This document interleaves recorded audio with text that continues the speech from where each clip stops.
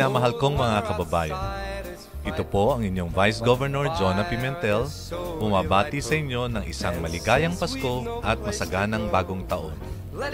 Hangad ko po ngayong panahon ng Kapaskuhan na ang bawat isa sa atin, gayon din ang ating mga kapamilya at kaibigan, ay biyayaan ng mabuting kalusugan at ilayo sa anumang uri ng kapahamakan.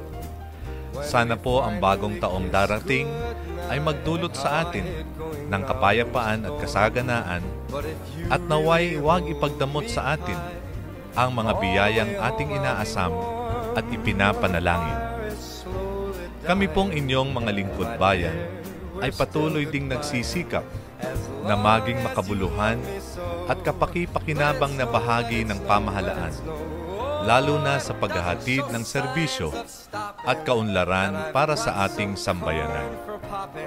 Isama niyo po kami sa inyong panalangin na kami ay laging patnubayan ng Panginoon sa lahat ng aming mga gawain at manatili sa aming isipan ang kapakanan ng aming mga kababayan.